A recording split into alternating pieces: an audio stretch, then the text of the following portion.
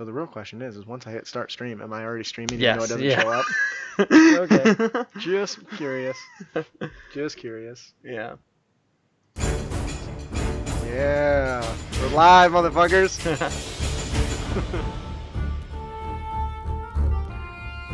You know what? I'm pretty sure this doesn't actually fade out. Does it? I don't know. Do you really need to... I should have got like glasses instead of bottles to drink. Yours is almost empty. You be okay? Oh, man. Alright. Hello and welcome to our live stream episode. Woo! I am your host, Justin. And I'm your co-host, Ryan. This podcast was created to provide you, our heroes, with new and reusable material for both players and DMs. We hope to inspire you with creative content that you can bring with you on your next adventure. First of all, I want to say, for all of you, thank you for joining us. We're really happy to have you, and we hope that you enjoy this show today. But before we move on too much farther, we want to let you know ways that you can be our heroes, ways you can help and support our show. Yes.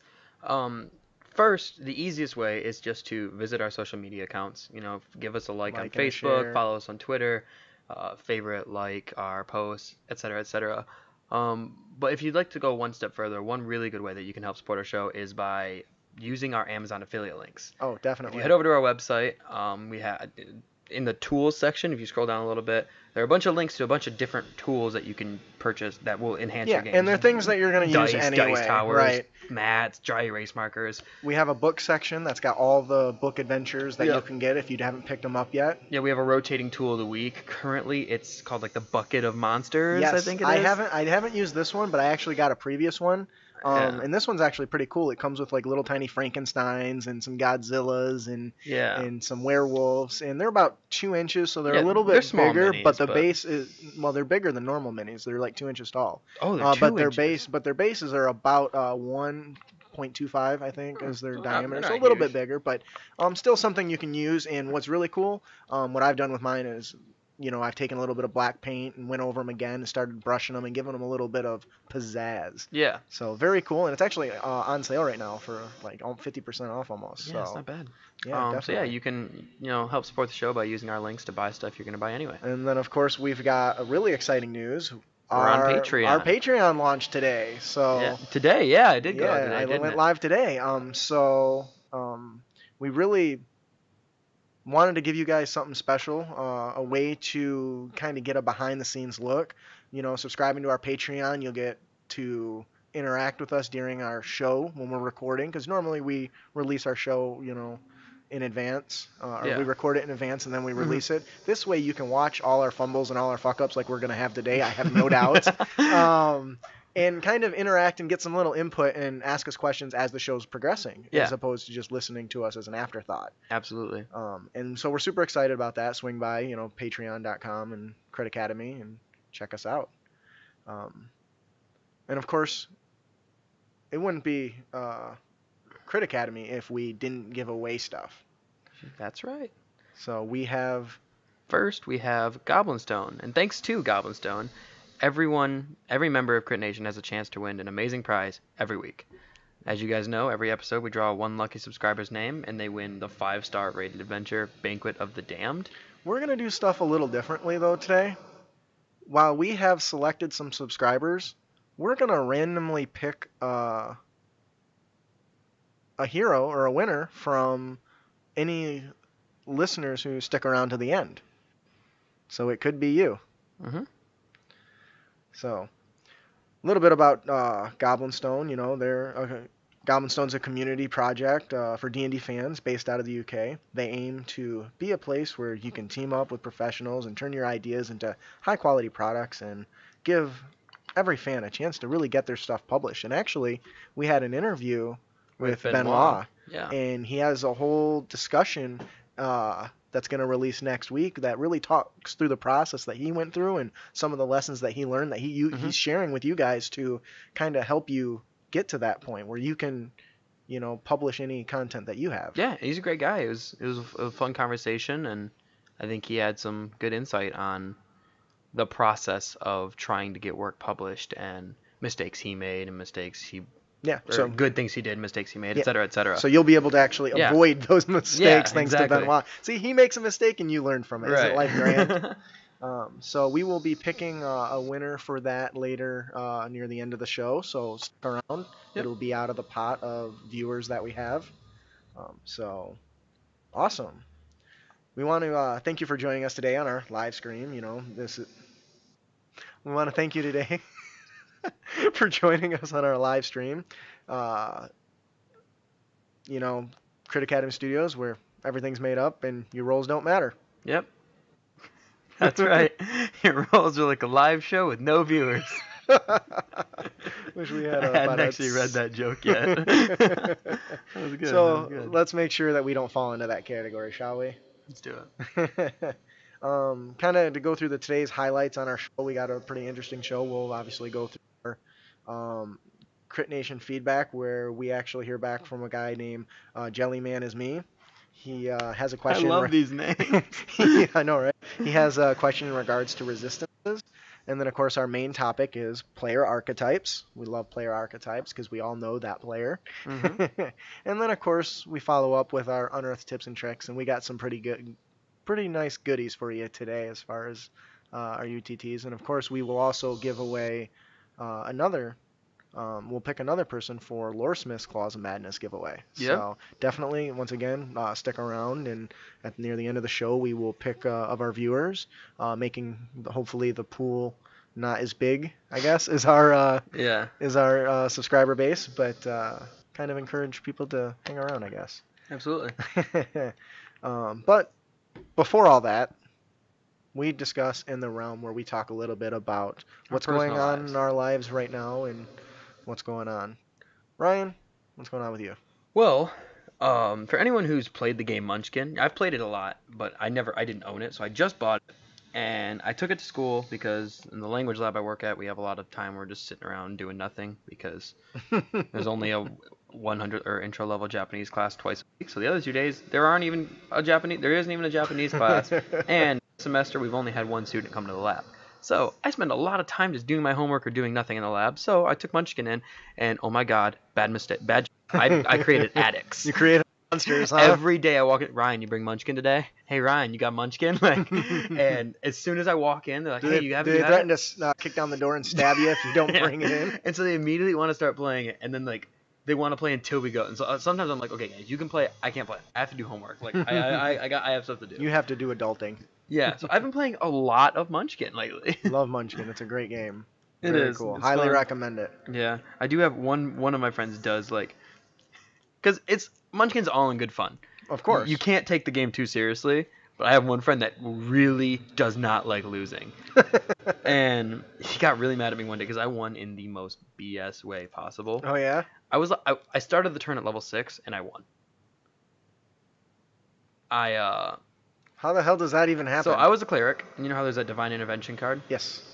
So I fought a monster that gave me 2 levels. I fought the dominant genie, which gives you 2 levels, so I went up to level 8. And when I drew my treasure, I drew a level up card and the wand of dowsing.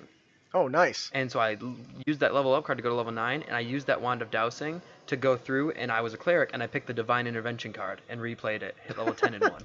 That's awesome. So I went from level 6 to ending the game in one turn. He wasn't very happy. I'm sure he's pissed and ready to stab his buddy.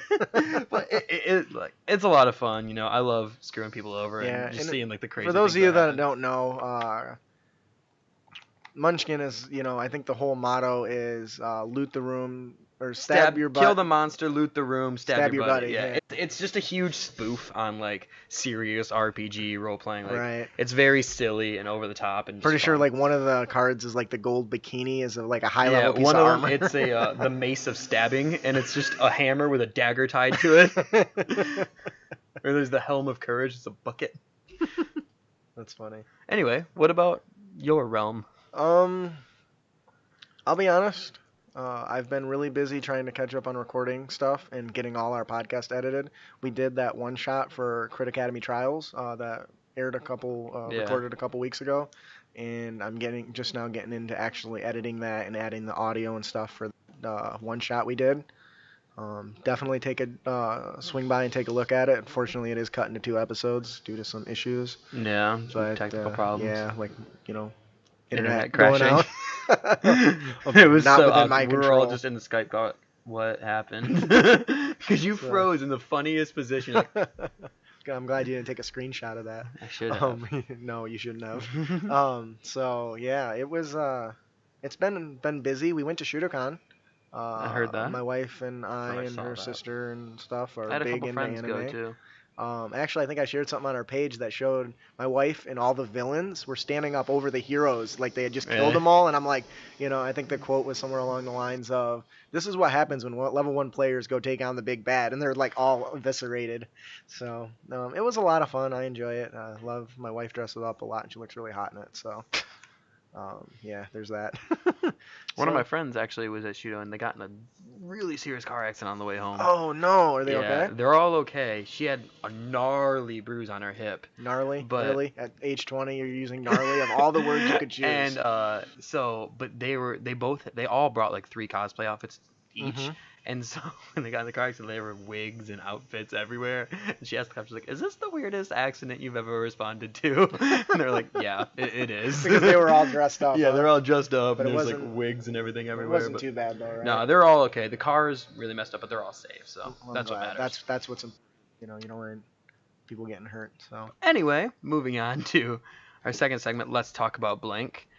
Today we have the Redditor Jellyman is me. And he says, "Do you describe damage resistance to your players?" how do you describe Oh, damage resistance to your players? doesn't say how on You know what? this. Anyway, how do you describe damage resistance to your players?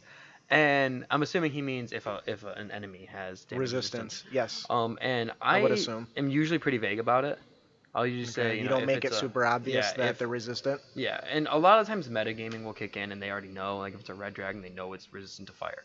But if for some reason they cast a firebolt at the red dragon, I'll say, yeah, it hits him. It kind of absorbs into his scales. You're not sure why, but it doesn't seem to be as effective as you expected it to. Right. And I'll just say something like that. I'm not gonna be like, he's resistant to fire. Yeah, But- I'm pretty, I kind of got a little 2 different ways I do it. First, I start with the description. For instance, with like werewolves, they're resistant to all non-magical weapons. So when, my players engage them, let's say in a one-on-one with a blade, and their blade cuts into them, it usually will get hung up or cut into their fur. And I'm very careful to describe that it doesn't feel like it had the impact or the damage you expected it would Yeah. expected it would.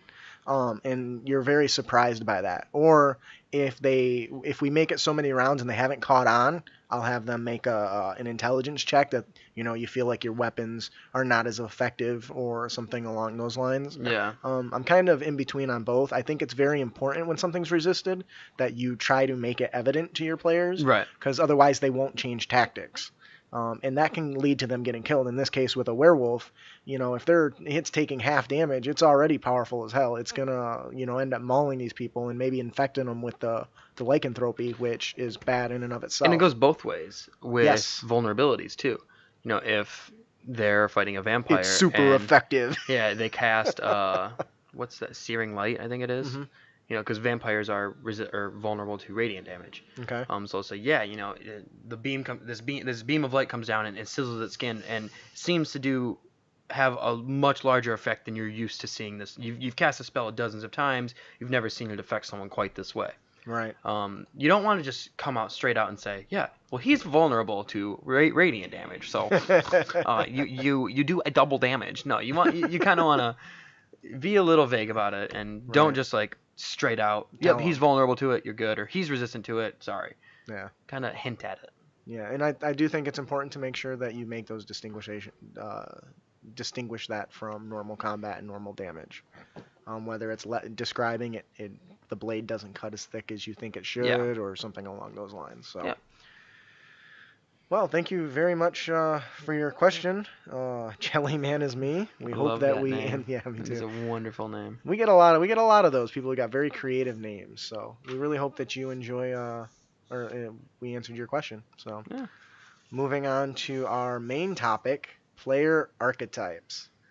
We all know that player. You know that guy. They all fit in some. They can all be categorized. They can all be judged. They can all be put into their own little groups. And as a player, it helps to know what type of archetypes other players are, because you can help feed to that. And the same thing with the DM. It's important to know what the group makeup is or what the players want. Mm-hmm. What is it they want out of the Yeah. game? Because if you're going as a DM, if you're going to be feeding that information to them or feeding that game to them, you want to make sure you're feeding what interests them. Right. You don't want, an investigator to never get a chance to investigate. Yeah.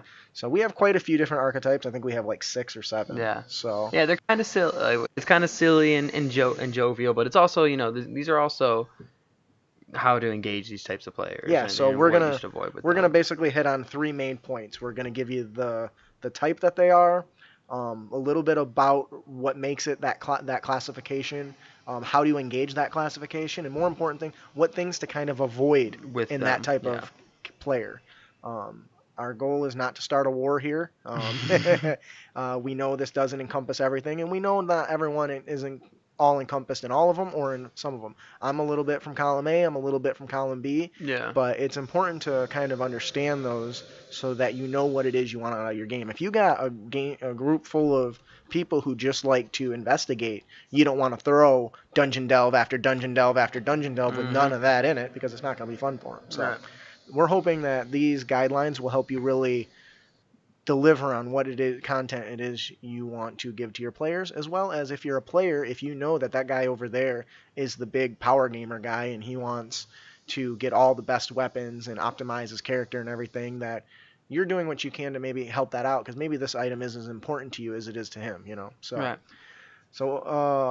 we'll kind of start with our first one, the actor. The actor kind of likes to pretend to be their character. They emphasize character development, and that really has nothing to do with numbers or powers or trying to make their character. They try to make their character, a real person that is in this fantasy world, and they really value the narrative game elements over mechanical ones. Yeah, this is a player that really likes role playing, essentially.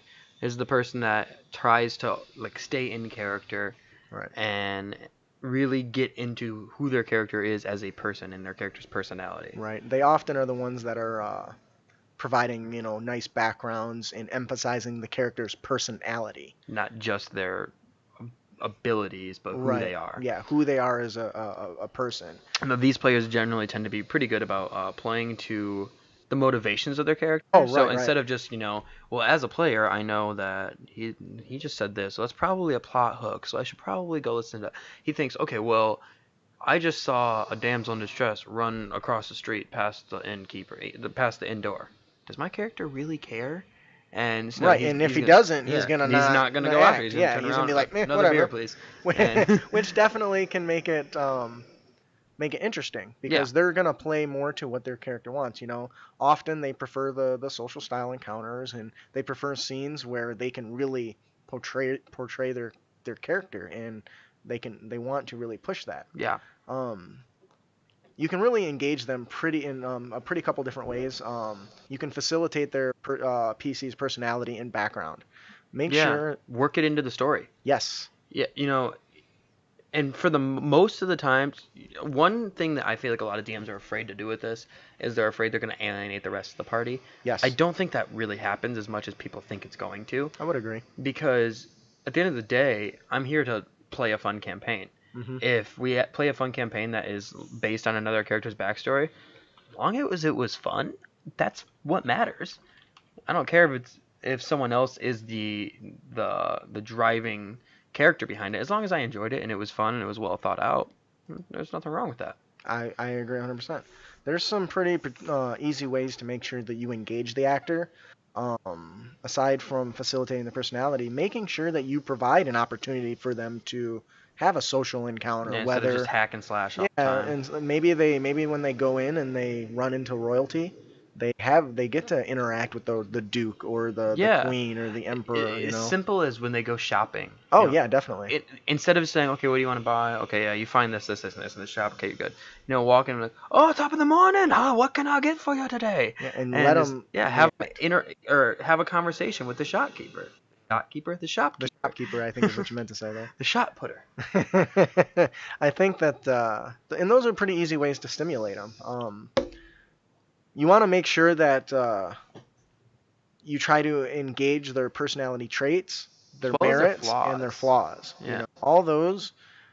If you know that that person has a real high care for cats, put a cat hanging from a tree or something, falling from the tree. Send them to go rescue that cat because you know that that character, they love cats, will do anything for cats, are going to stop whatever it is they're Yeah. doing and are going to charge in to save that kitten. Pretty Now, much. obviously, that's a very uh, ridiculous example, but it can be anything. Maybe this person specifically hates dwarves.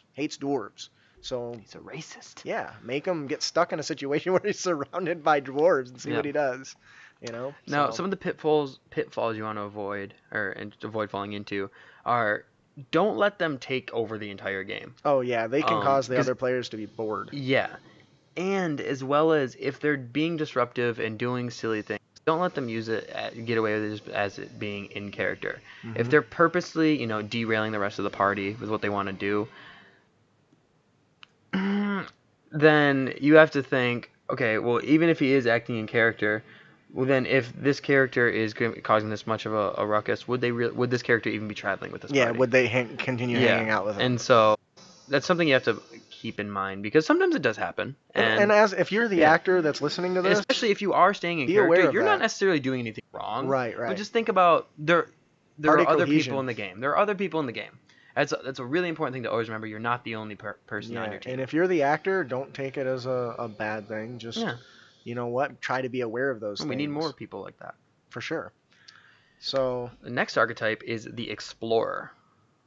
yeah, The explorer really wants to get out of just the inns and the castles, and they really want to experience the rest of the the wonders that the world has to offer. right. They want to know that there's more out there to find, and they're looking for details. They don't want to just hear a brief description of the forest they're walking by. They want to hear the details. What kind of trees are they? Are they old?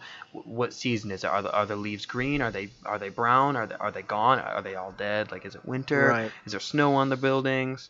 They want the proper names of characters. When you say, okay, yeah, you see a small village on the off to your side. Well, what's that village's name? Right. They What's it want to know called? the details, the descriptions of the environment. They really want to know, what's over that next hill. Yeah, they're constantly asking those questions, and they're one of the ones that can actually lead to unintentional discoveries or Yeah. side quests or you know Because sometimes if you don't really have anything over there, but they really want to go over there and see something, you're like, and you just throw an NPC there that ends up going into this huge adventure hook. right. And you as a DM, you're going to want to make sure that you try to Always be prepared. yeah always. I think we had one of our episodes had the secret stash, right? Yep, The oh a shit list, pile. yeah, The oh a shit list pile. of character names and In case shit pile. yeah. That's what it was. So definitely reference back to that episode. Yeah. The explorer seeks out the experiences in the campaign world and the settings, and they love to learn all the little hidden secrets and the nooks and the crannies, and they really are good at advancing the plot, by their poking around, and that's a real good trait of the explorer. Yeah. Kind of some examples to kind of engage them. You can include encounter elements that call for searching and exploration. Maybe Yeah. You always hear the term, don't split the party. Well, maybe you set it up so one person has to leave and has to explore to go find something while they're doing something else. Yeah.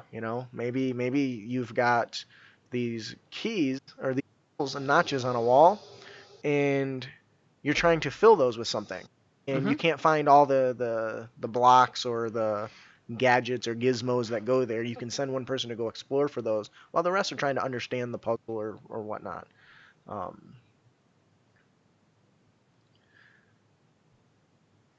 You can also engage them by providing, rich and vivid descriptions of physical, or giving them physical maps for them to look at and hold, physical items for them to kind of poke around and put their little magnifying glass on and look through them.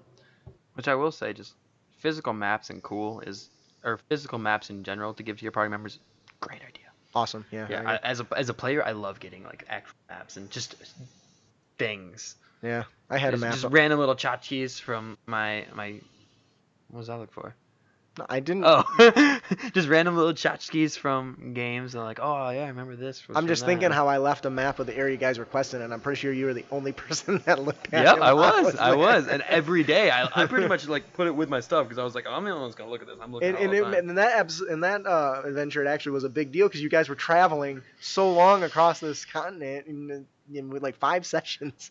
Yeah, So yeah, you definitely want to, and you can engage them other ways by maybe encouraging them to help you make the maps. yeah, Maybe you don't have time to, or they're really creative and are interested in stuff. Maybe you can have them make the maps for you. yeah, You know, I wouldn't let them maybe make the dungeon maps, but maybe right, like locale maps. yeah, Give them the dungeon map, then they'll know where everything's at. But yeah, maybe they're good at splitting the metadata, or the metagaming, so it's not as big yeah. a deal. But Which leads into try to avoid their knowledge of the game because generally these kinds of players often tend to be more experienced yes, because this kind of player is, as well as the actor, you really have to take like a front seat role in order to really experience the game in this hmm way, so they tend to be more experienced players, so try to avoid letting them use their now real world knowledge of the game to their advantage, aka metagaming. right. It's always gonna happen a little bit, but try to keep it to as much of a minimum as you can Yeah. because it just makes the game more engaging and more fun for everyone. Another thing to avoid as the explorer, try your hardest to not put so much on the DM that they need to constantly develop content just to make Yeah. sure they're feeding you. If you're having an issue where you're not getting enough of that content, maybe talk to them about it.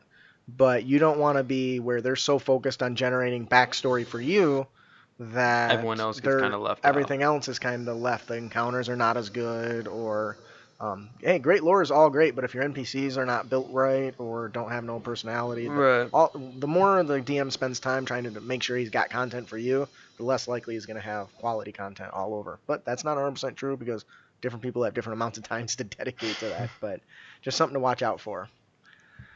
So the next player archetype is the Instigator. We all know this guy.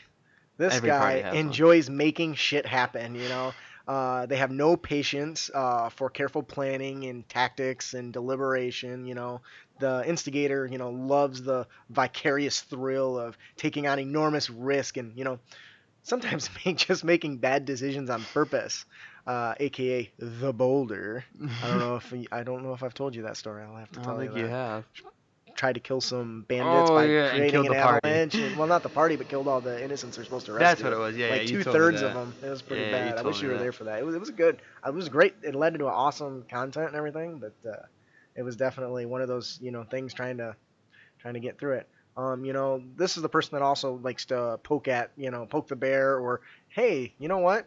That's a trap. That's a booby trap. I'm gonna flick it just to see what happens. So we all know this person. They Yeah. just, the Instigator loves to see shit happen. Yeah, they take a lot of risks and sometimes making deliberately bad choices, like Yeah. the boulder. Like Often, you said. Yeah. But a lot of times these players can really stop the game from coming to a halt. When everyone else is kind of slowing down, running out of ideas. oh, definitely. This is the person that's got the little light bulb above their head, just ding, like thinking of things back and forth, like, okay, let's try this. Let's try this next. Let's try this next. Right, and that's a really good when the game starts to kind of stall Yeah. out because everyone's like, well, I don't know what I'm supposed to do. well, let's just try something. I'm gonna throw a fire on this hay cart and see what diem. happens. You can really engage them with giving objects and encounters and stuff that invite them to experiment with them. Like, what does this glowing orb in the middle of the dungeon do? Let's find out.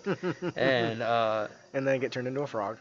yeah, and leave random NPCs around for them to go and interact with and start things with, and allow their actions to, whether intentionally or unintentionally, put the rest of the party into some sticky situations. Yeah. Maybe they're instigating and they're going to play with that shiny ball in the middle of the dungeon, leads to them getting taken captive, and now the party has to go try to rescue them. Right. Engaging them is it's a simple task because they just want to push the button. Yeah. That big red button you're told not to push, they're gonna push it. They want to push it. So they're actually one of the easier ones to, I think, engage compared to some of the other ones, because it's easy just to say, is there something for me to knock down? Absolutely there is, Yeah. starting some shit. So Absolutely. I also think it's fun to have an NPC that starts shit with them. Yeah. When you're Ooh. walking through a town and somebody just slams their shoulder into the instigator.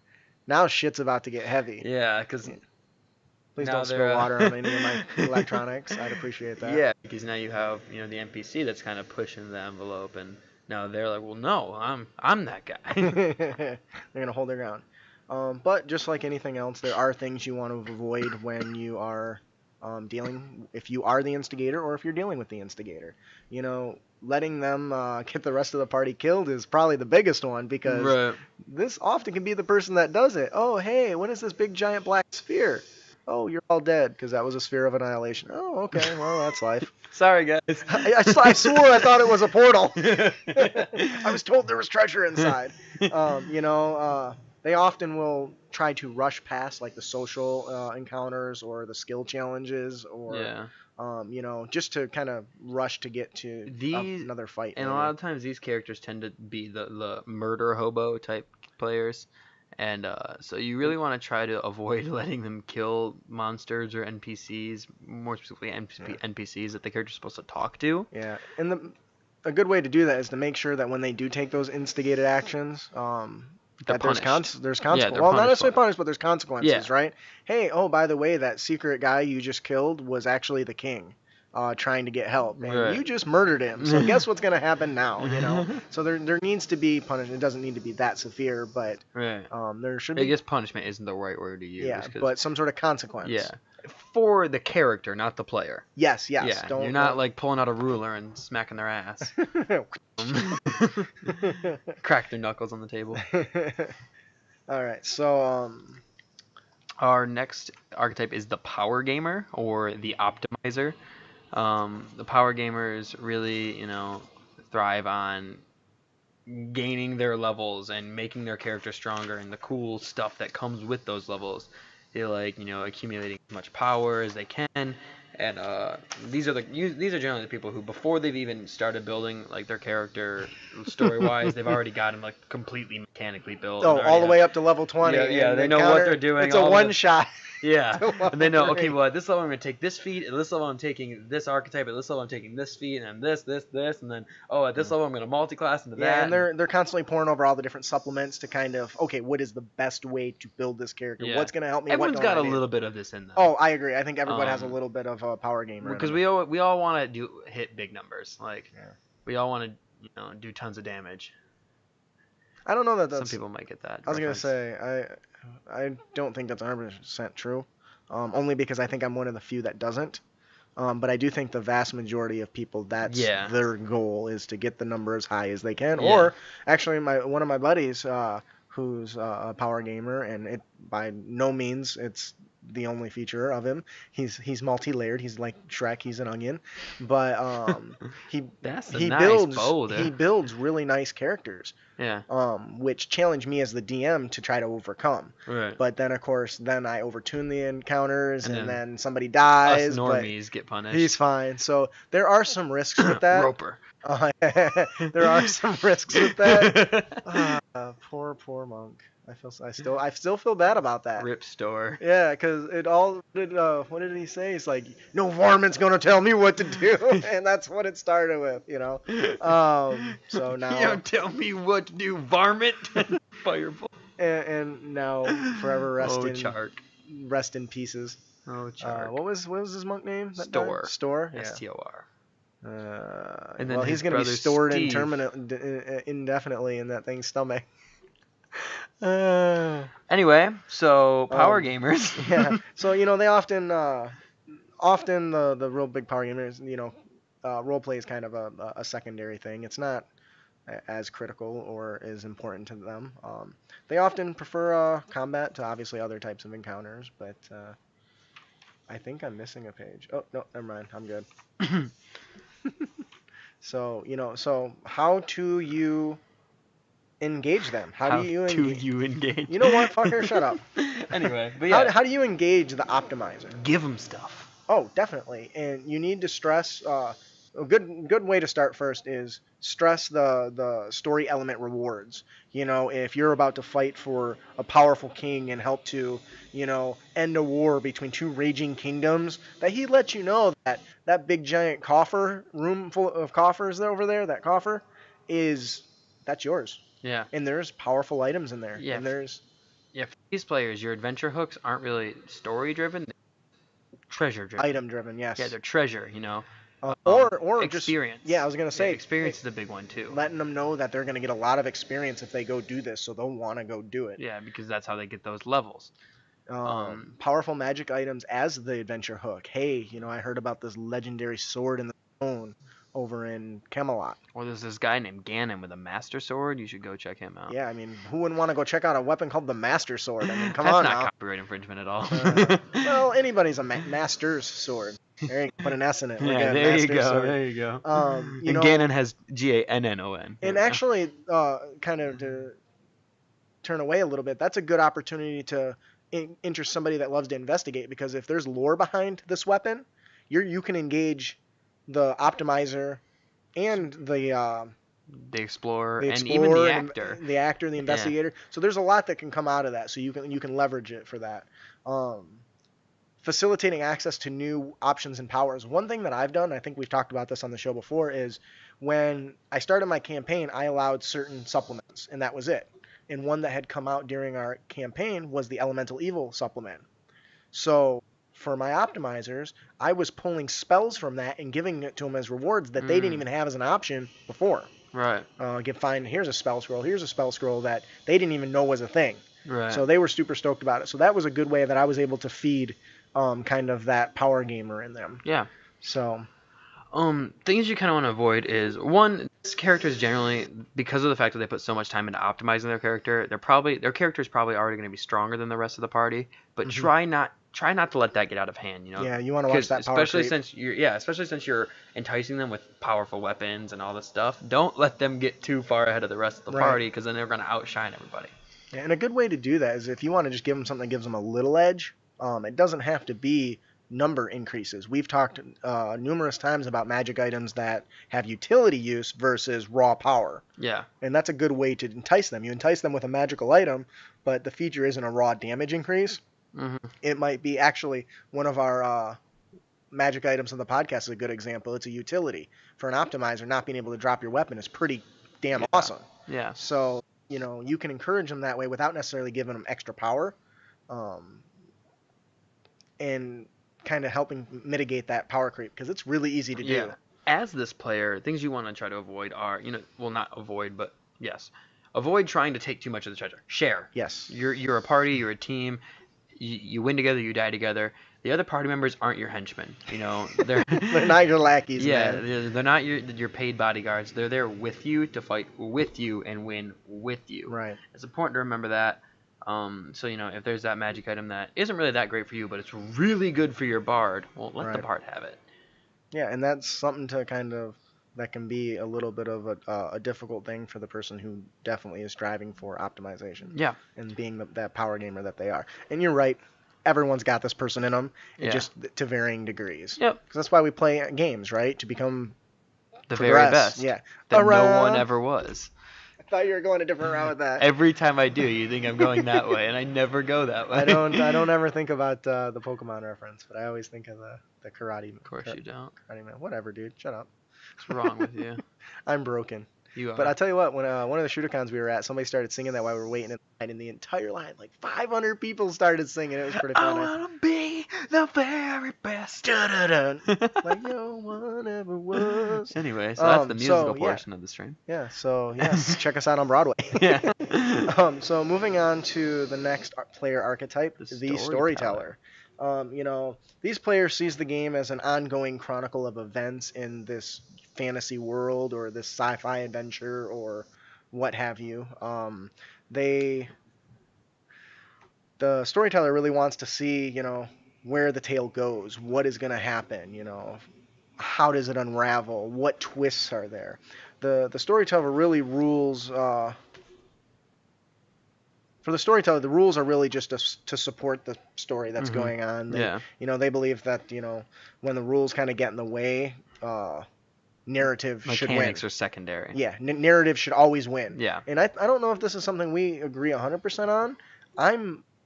I'm big that I think story should take precedence over a mechanical rule, and I think we've had it where one person said I want to punch that spellcaster in the mouth so he can stop yelling spells at me, Right. and he crit, and I let him break his jaw. Yeah. and then it occurred to me that he couldn't cast half of his spells anymore Because they were all verbal components. Right. So that's an example where I thought the story was better, and another player might say, well, why can't I do that? And that situations like that do happen. The storyteller is the person that doesn't really care about that mechanic. I want to do this, so I should be able to. Right. It's up to the DM to kind of control that. Yeah, this is the kind of person, instead of saying, hey, I want to make an athletics check to try to do this, this is the person who says, I want to jump to that balcony. Can I do that? Right. They don't think about what check it is. Yeah. This person is the person that everyone writes backstories, and we talked briefly about the actor who writing their might have backstories. it. But this person is not going to only give a lot of detail about their character's backstory, but the people around them. Yeah, they're going to try to encourage narrative from everybody, and they want to fit themselves into all that. This person might come to session 0 with a family tree. You don't know what you're going to get from this person. But and I really like that, because if I put an important dynasty, like a family that's been around for a long time, I've had players say, okay, is there a way I can be related to this dynasty? Yeah. And they found a way, and I let them, that they were this kind of branch family that if the brother had been born first would be the high royalty, but instead his brother was born second, so his entire family and generation is kind of not important at all. Right. But he's fighting for that I'm just as important as him type of mentality. Right. And he fit that into the story, and I'm like, that's fucking awesome. Cool, bro. man. I'm just Yeah, and that's the thing, is they're going to want their character to fit into the narrative. Yeah. And these are the people who are going to really love those recurring characters. Oh, so yeah. These are the people you want to make those, You want to make sure that, you have that traveling merchant if he comes back. Yeah. Give him personality, let him interact with this person and maybe the actor, and they really thrive on that stuff, becoming well informed of all of the story and the people and the world. Yeah, these are the kind of people that generally or definitely prefer a plot-driven story rather than just on to the next fight. Right. And so because of that, you should really try to engage that and try to really tell a good story with the things that you're doing. Yeah. Everything that your characters do, tell them why they're doing it. Yeah. Every time that someone tries to conscript them to do something, why does that person want them to do this? Yeah. You can engage them in a couple different ways, using them to define story elements.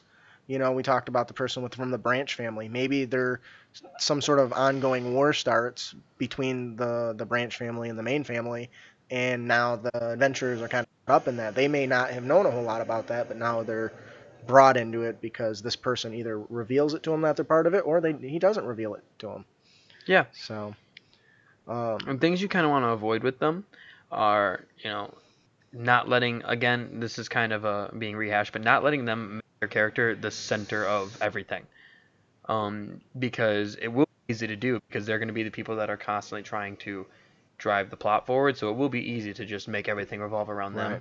Try to avoid that, and don't let them try to tell the other players what to do to fit the idea. Yes. Don't let them write a script for the other players. All right, look, I'm going to need Billy Bob over here. Your job, you're going to run up that wall. You're going to jump. You're going to knock that guy over the wall. Well, won't I go with it? Well, minor inconvenience.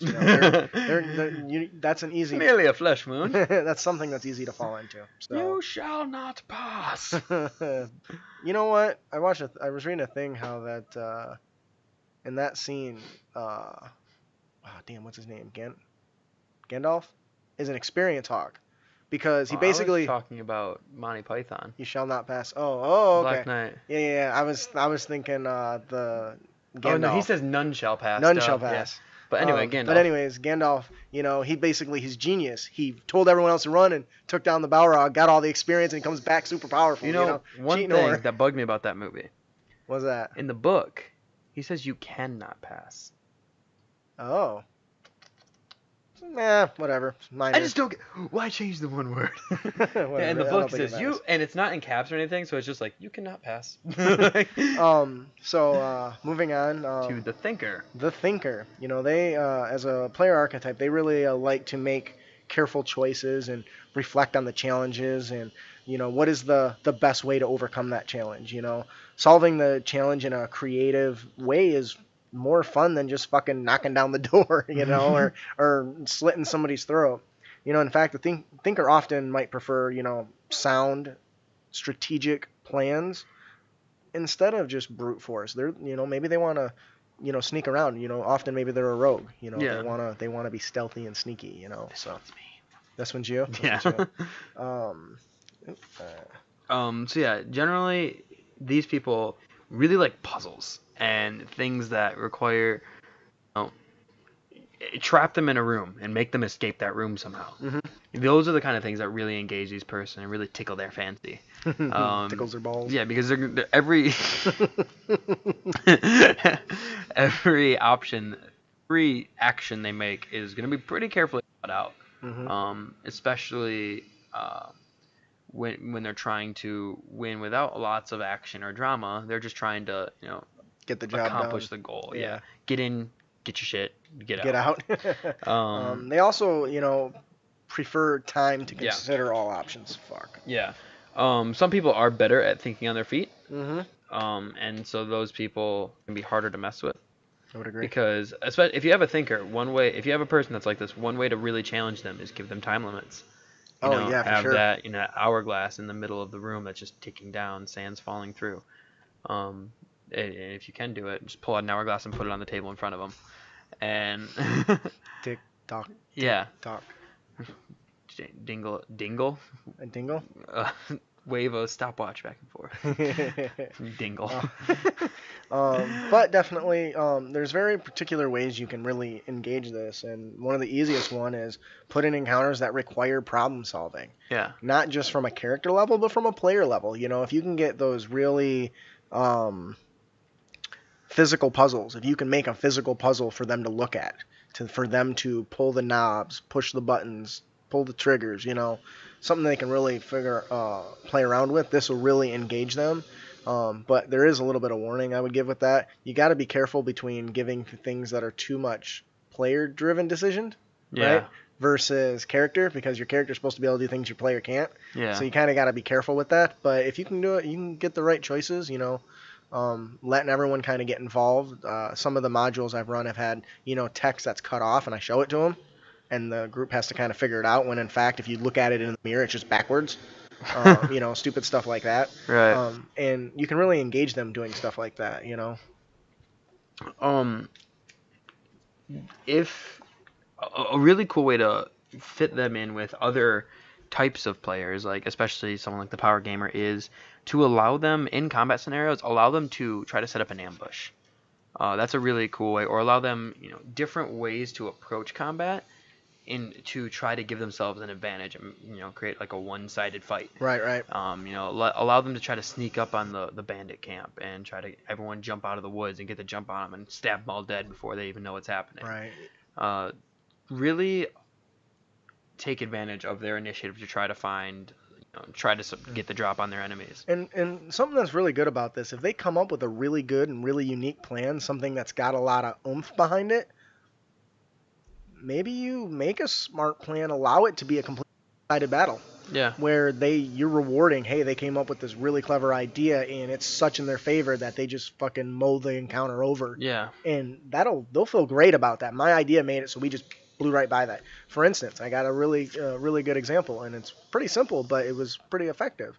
The players were traveling from point A to point B, don't really remember where, don't really care, but they stumbled across a wild panther, and it was pissed. It was trying to attack them, and the person said, well, can I cast Speak with Animals? And I'm like, what do you want to tell it? And he described that. He's like, well, I want to ask why it's afraid, why it's trying to attack us, all these things. And it basically was just defending its newborn baby cub, which, by the way, not part of the plan. Came up with on spot. Yeah, just something that I rolled with based on, what the interaction we had. And he said, you know what, we're not here. We didn't mean to disturb you. If you'll let us, we'll go this direction, and we'll go around, and we'll avoid what you need. And I gave him full credit for the encounter and experience, and they went on their way. And that was, I wouldn't have thought that he would have even had that spell prepared. Right. It's one of those things that, he can do that. Okay. He remembered he can do that. Right. And so make sure you reward those things. Yeah, absolutely. Things you kind of want to avoid. Again, these are another type of people that will try to tell everyone what to do and when to do it and how to do it, because in their head they've already thought this through. They have the best idea. They already know how to beat this. Mhm. So now everyone else just needs to shut up and listen.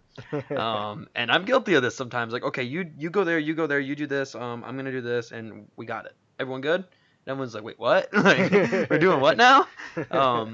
And they can also have the tendency to overanalyze everything and overthink everything to the point where the game just stops. Yes. And these people will tend to have very long turns in combat and very long social interactions.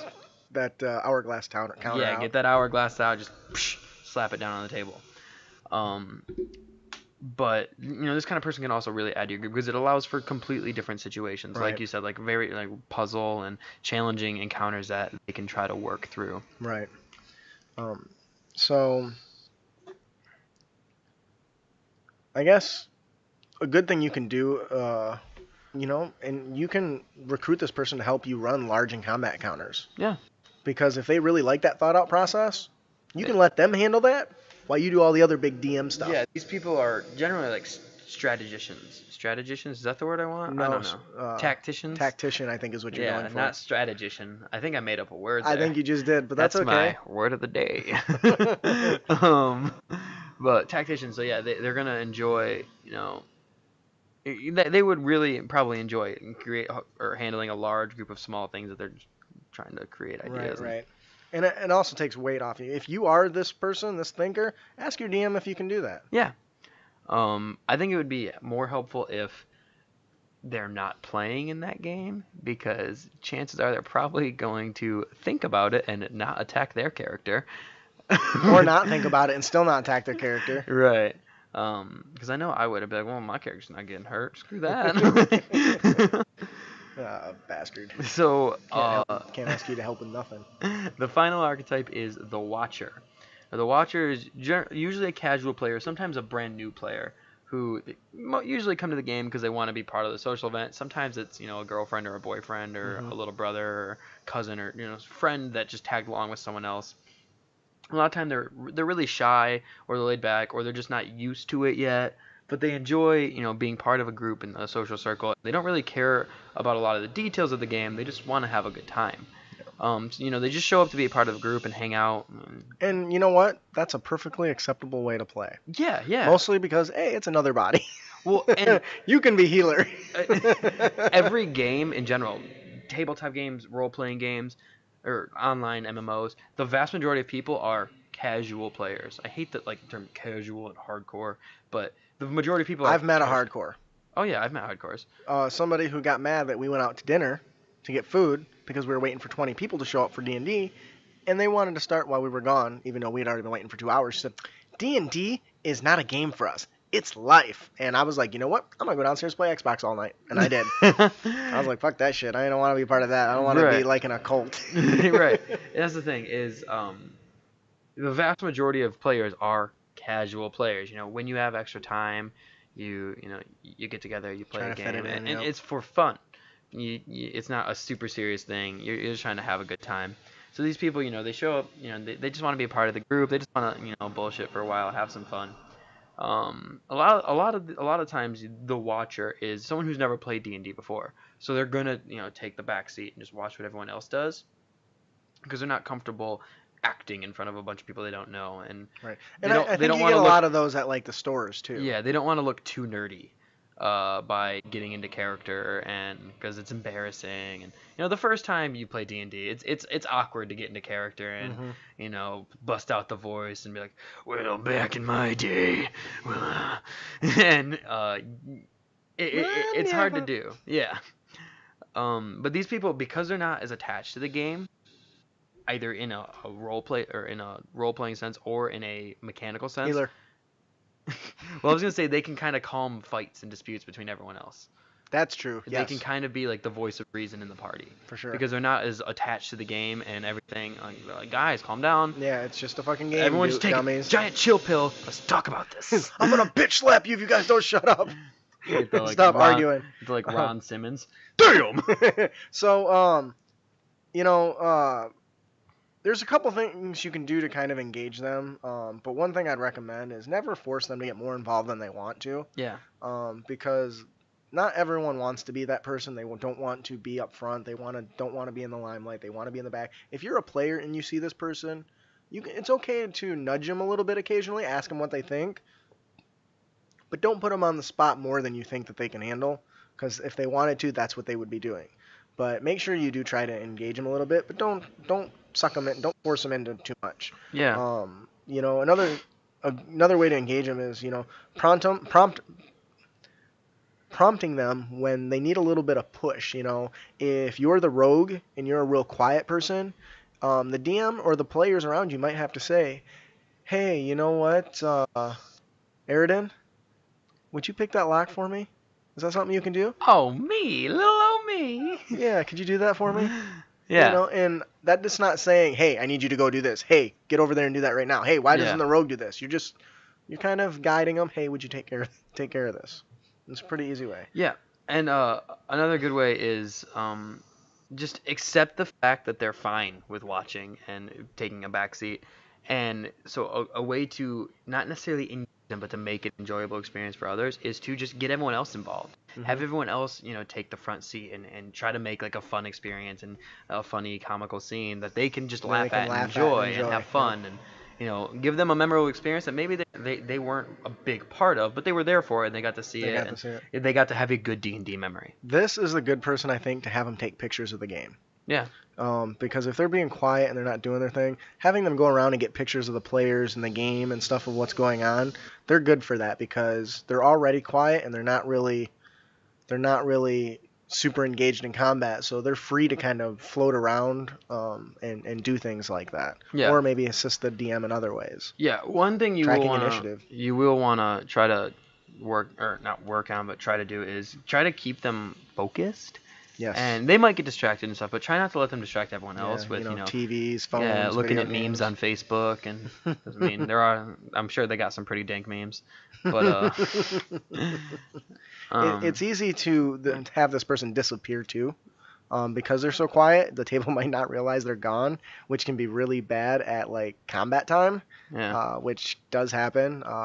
Sometimes this person goes over on the couch and takes a nap because you got 10 players and it takes an hour to get back to their turn. But don't let them wander around too much because they will kind of just poof, be gone. Yeah. So before we move on, I did hear something the other day that what I just said reminded me. It's kind of sad when you think about the fact that we were born too late to explore the world, but too early to explore space.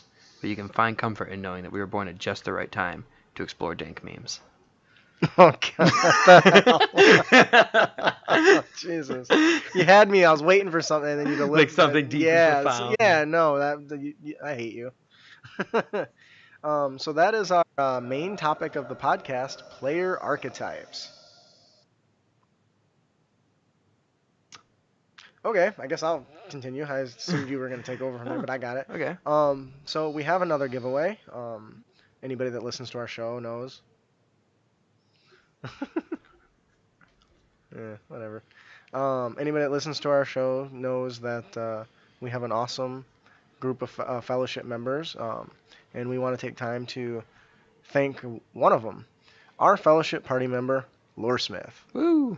Thanks to him, all of Crit Nation has a chance to win a wonderful prize each and every week. Each episode, we will draw another lucky subscriber's name, and they will win the best-selling adventure, The Claws of Madness, which is awesome, by the way. Yeah. I had a lot of fun running it 3 times now. It's fantastic. Loresmith is a small indie team of creative artists who remember exploring the realms together with their friends, finding incredible places, and meeting a lot of colorful characters along the way.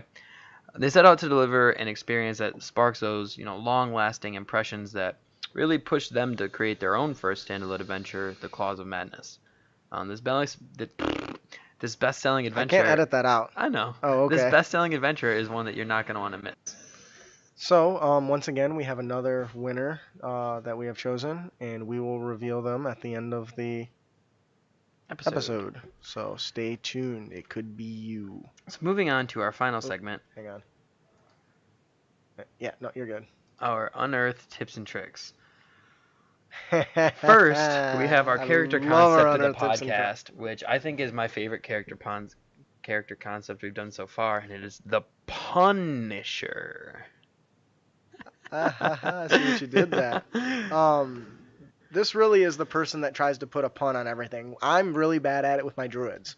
I turn into a bear, and I always talk about, you know what, you're just gonna have to bear with me, or something along the lines, or man, this situation is unbearable, some stupid shit like that. And you got a character that just constantly plays on words. Our example that we got here, and I think is one of the best examples. Have you ever watched Batman and Yep. is it Yep. Batman and Robin? Yeah. With Arnold Mr. Schwarzenegger. Arnold Freeze. Schwarzenegger as Mr. Freeze. You're not sending me to the cooler. I like that. That was good. He has the whole time he's engaged with Batman. He's in even other characters. He's constantly making these stupid one-offs. If a revenge was a dish best served cold, then put on your Sunday finest. It's time to feast. Something like that. Whoa, cool party. I'm afraid my condition has left me cold to your pleas of mercy. Chill out. I like that. So having a character that just comes up with all these puns one after another as they're running around, I think is a very fun and cool character concept, which I've done. That wasn't the sole focus of the character I ran, but I loved the running the Punisher Druid, Yeah. I guess, making things a little punny, I guess, the whole time. It's definitely will. It's definitely not for the more serious campaign tones, which some people do.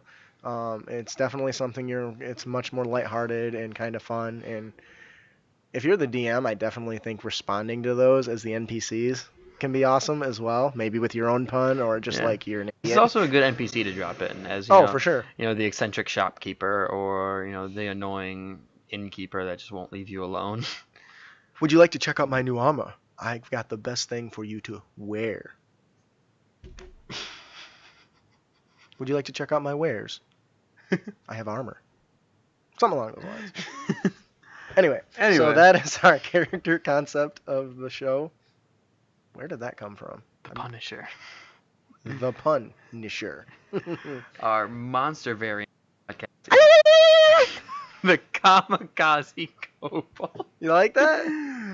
So this concept originates with the regular kobold. I like this because there's not a whole lot that anybody can really do about it. So basically, this kobold has a big powder keg attached to its back. It's got a dead man switch, so if something happens to him, it still blows up. But he basically just runs into a crowd and goes kaboom. Yeah. Which I know is probably not the appropriate time to talk about stuff like that, but in the world of D&D, this is a lot of fun, and it causes a lot of damage because it's not a small explosion. So the idea behind this character is his action is to dash every time until he gets to where he wants. His goal is to get as many people in the blast as he can. So each creature within a 50-foot radius. Now, keep in mind, this is a high-level creature. Well, the kobold's still weak. Okay, you're going to want to throw this against high-level players. Oh, yeah, because the damage does a lot. But you can scale the damage to whatever you want. But the idea behind this is it's going to fuck shit up. That's the point. So each creature in a 50-foot radius sphere centered on the kobold must make a dex save of 15 or take 10d6 damage on a failed save or half as much on a successful one. Now, the fire spreads, around corners and it ignites flammable objects and the area, flammable objects in the area that aren't being worn or carried. And if anybody, this is where it gets interesting. If anybody 5 feet of the blast rolled a 5 or less on the die, they are instantly killed if their total HP is less than the max of the dice damage. So in this case, 60. So if you're too close, kaboom, you're dead. There's nothing coming back from that. Now that's a little bit serious. That being said, that's the whole point. It's meant to be deadly, and you can rescale the damage to match whatever level you want, so they can survive if they get caught in the blast. But the idea is that this is going to wreck whatever building they're in. So you're going to usually want to send them into like a tavern or something like that, and really make sure it's populated area so there's repercussions of it. Yep. And I wouldn't send like 20 of these in because that would be a problem. But Yeah. it Especially definitely. because it could chain and you shoot one with an arrow. Oh, I like that. No, it's just a crater to hell in the middle of Yeah, the city. and you have a big old thing of spit right on your chin. But when you go, sometimes you spit. I'm glad that's your laptop there in front of you, not Yeah. mine. All right, so that is our monster variant, the Kamikaze Kobold. Our encounter of the podcast is the mirror image. So essentially what you have is players enter a room with a full-length mirror with another adventurer trapped on the other side. He's begging and pleading for them to release him, and there is a magical glyph that the players can see, and he's asking them to put their hand onto the glyph, which he says will free him. If they do, the man is freed. However, the person who puts their hand on the glyph is then trapped inside, put into the pocket dimension that is the mirror. And the room is exactly the same as the other, except no one else is there, the mirror is opposite, and there's not a way out. The man explains that a demon tricked him into helping the demon escape. The only problem is that whoever released the person in the mirror must take their place. The NPC is not a bad guy, just someone who wants to survive. So now you're stuck. Yeah. Your characters are stuck in a situation where, okay, well, they're probably, if they can't figure out anything in this room to help them, any way to deal with it, they're probably going to have to go find someone to deal with it. So that person could be trapped there for a while. I think this is a good idea if you know somebody's not going to make it. You could have this encounter happen the session before and lead the rest of the heroes who you knew will be back, to come back at some point. Or if you know somebody's going to be gone for an extended period of time, like Put real them in life. The mirror.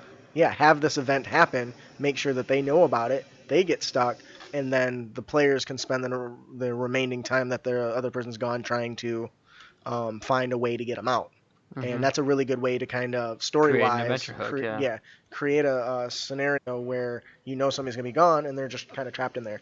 That being said, if you just use it in a regular encounter, make sure there's some way for them to escape either in that room or somewhere else throughout the dungeon. I do like the idea of the player who is trapped in the mirror, if they need to leave that room, taking the control of the NPC who is there. Yeah. So they're still engaged in what's going on and they still have things that they can do. They're going to be a commoner or a merchant or whatever you put in there, but it'll allow them to kind of leave that character behind for a little while they try to figure it out. And also could give them an opportunity. If you got somebody that plays the exact same character all the time, giving them a personality for the NPC that's different than they normally would run is also a lot of fun and kind of way to dip your toes as the DM into getting them to play something else, as well as if you're the player, take an opportunity to really get crazy. Maybe the DM will say you can put whatever personality you want in this guy. Yeah.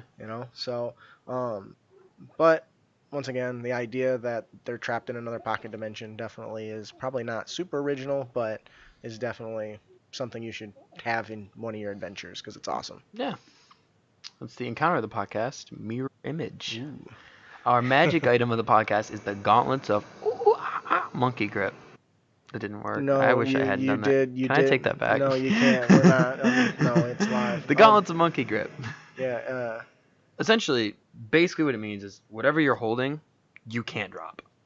Involuntarily, unwillingly, as long as you're conscious. You can if you want to. Right. Basically, this is another tool as opposed to, we talked about the optimizer earlier. Instead of a tool that's meant to increase damage or increase, raw output, it stops bad things from happening. And while they may not think it's super awesome early on, if you throw that group up against somebody who constantly disarms, that person's going to love you because then their magic item will get to shine. And if you're a DM that doesn't try to disarm your players, you should step up to that because anytime you fight any intelligent beast with sword skills, they're going to try to disarm the opponents, and I think that you should really push that. Yeah. But this is a little nice utility item, nothing super powerful. Obviously, you can use it in any game for any character. Obviously, you're probably going to want to give it to somebody with some sort of weapon, not like a mage. Hey, you can't drop your staff. Well, I don't really need it. Well, if that's their focus. Oh, that's a good point. I didn't even consider that because let's be honest. Why would I have? I did. Whatever. Well, you're better than me. Whatever, Dick. So that's the magic item of the podcast, the gauntlets of monkey grip. Our DM tip of the podcast is set the atmosphere. It's important to not only just tell what's in the room, but to describe the other senses that they're sensory impressions. The emotional tone is one that can get Hmm. left out a lot. We talk about moral ambiguity. When a decision is being made for right or wrong, for instance, let's say you're in a room with an innocent child who is innocent but is possessed by a demon, you should make sure that that tone of what's going on, when they have to make the decision, are we going to slay this innocent child who's just being possessed or controlled and manipulated, or are we going to try to save him? If you're not setting the tone to that level, to that very, what is it, somber, Yeah. very somber tone, that's your responsibility as the DM, and you Hmm. really need to make sure you do, because that if you don't set that tone, they sometimes won't take it serious. And they should know that what they're trying to do is a difficult decision. Describing the lighting when they go into this place where they're gonna have to slaughter this innocent, make sure that it's during the lights are burnt out or It's raining outside, yeah, and you hear thunder rumbling in the distance, and yeah, there's a faint odor of sulfur, some other unpleasant thing, yeah, and really apply all of the senses. yeah. You want to make sure that the scenario fits the environment fits the decisions that they have to Yeah, make. yeah, yeah. Because just starting off in that adventure when they're going and describing it being, it's almost sunset, it's raining, it's overcast, you're the rain is beating on you hard, it's miserable, you're nasty, your boots are all filthy, and you're trudging through. You want to set that scene so that when they do get there, their characters are already kind of depressed. So now they got to make an even more Yeah. depressing decision. Um, Little details are important. A lot of things get overlooked, and I think the best way to learn how to do this effectively and really, give a good description of environments is reading. Oh Read yes, a lot of books. A really good book that I can actually recommend is Lord of the Flies. I don't know if you've ever read that. I have not. I'm blanking on the name of the author, but it's a everyone's heard of Lord of the Flies. Not me. You've never heard of it? No. Oh, it's about a bunch of kids that get trapped on an island Huh. and they survive, and it's them trying to survive. But it's very, very descriptive. It goes into very excruciating detail about every little thing that is around them. And I'll have to check it out. yeah, it's a great book. I read it in sophomore year AP English.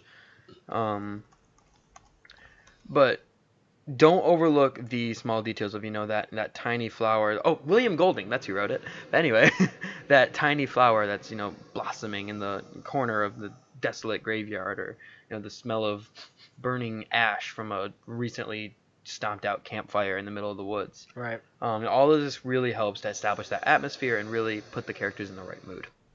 Yeah. A good example that I think that I wrote in here is a tiny flower blossoming in an otherwise desolate and gloomy graveyard. That's what I just said. Oh. Well, clearly I was not actually listening to what was coming out of your mouth. I was reading something and I got Yeah. distracted for a second. So yes. All right. So all those little things help set the overall tone, and you really want to make sure that you're doing that. Now we're using gloomy as an example, but Yeah. it doesn't have to be that. Maybe there's unicorns with rainbows shooting out their asses 'cause it's really happy.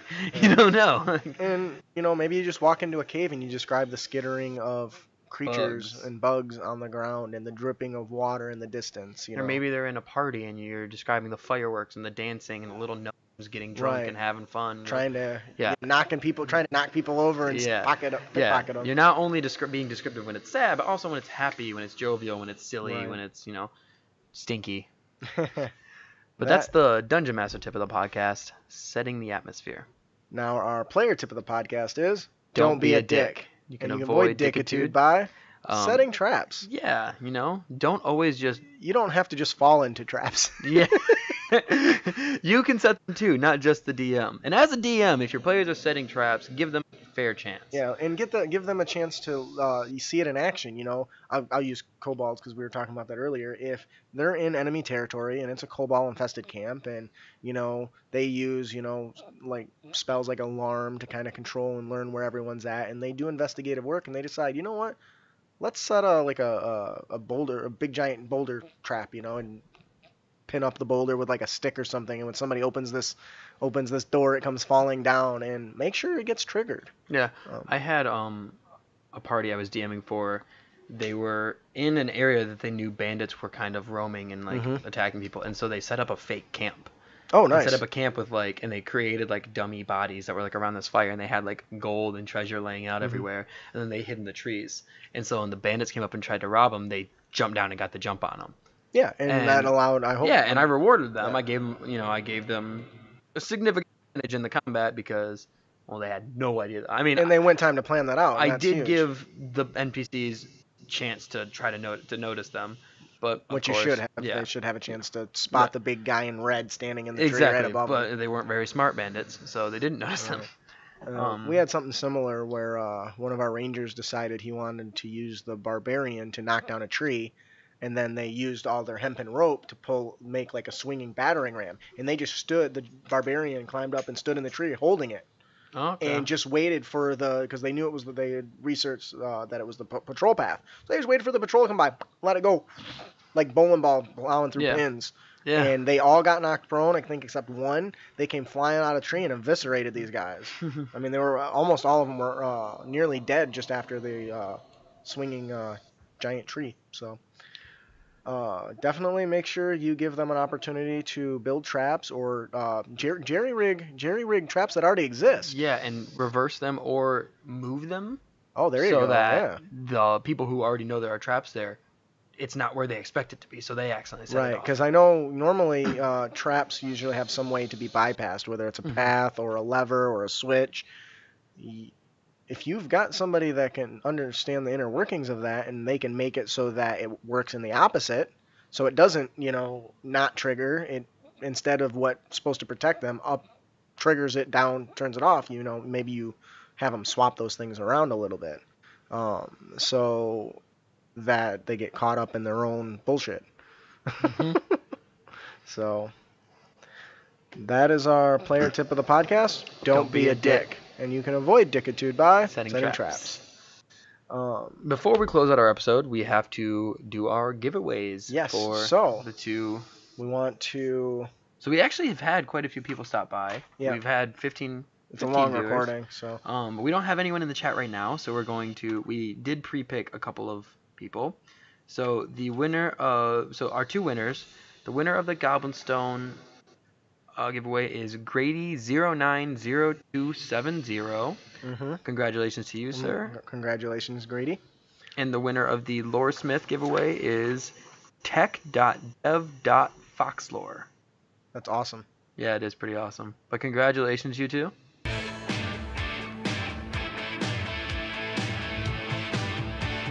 You are our winners. I want to rip my shirt off. Right?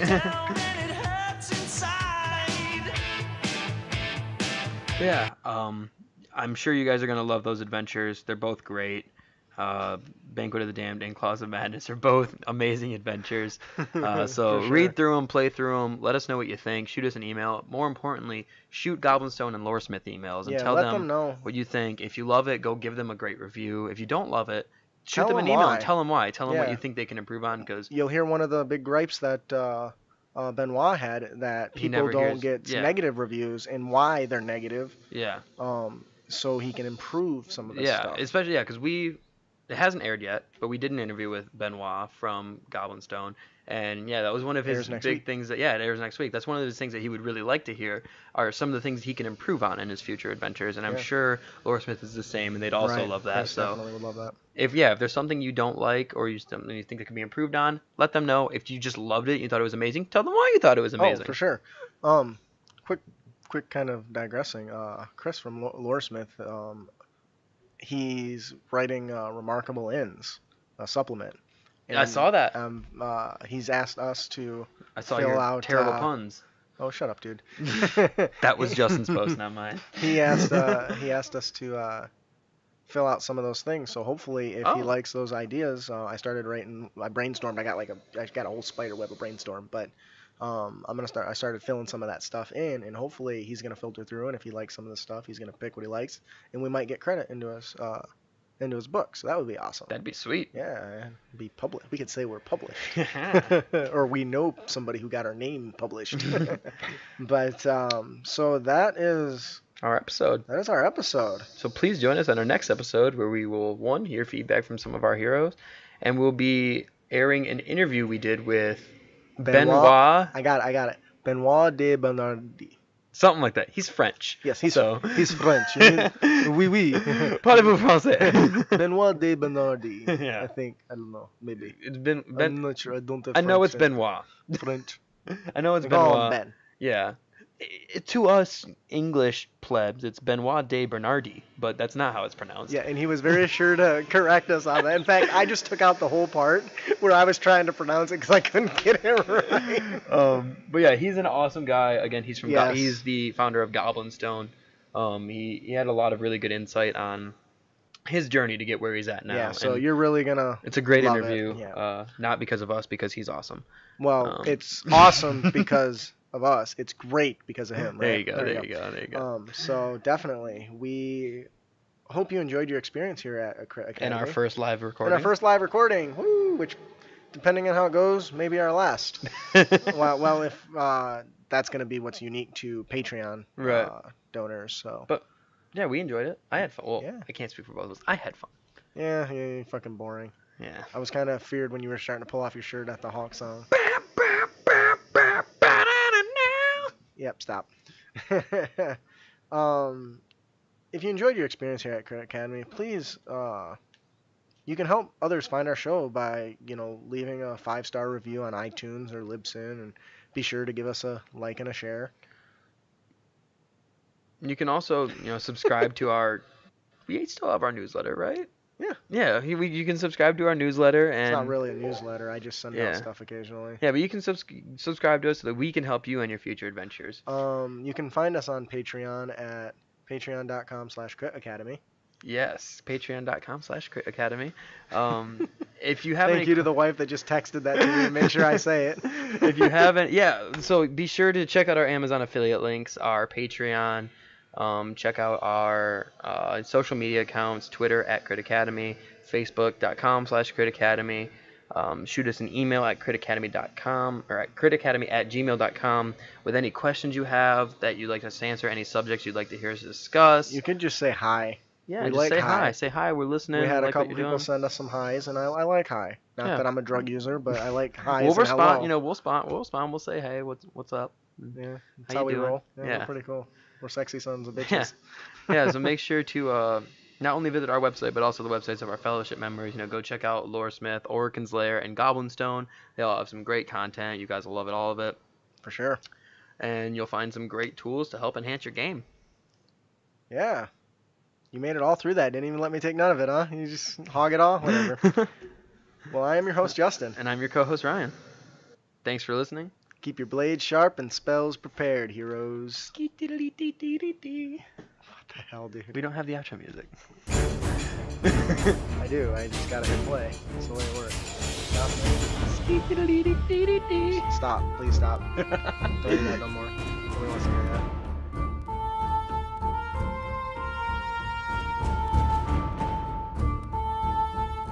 This is awkward. It is. It's the way I roll.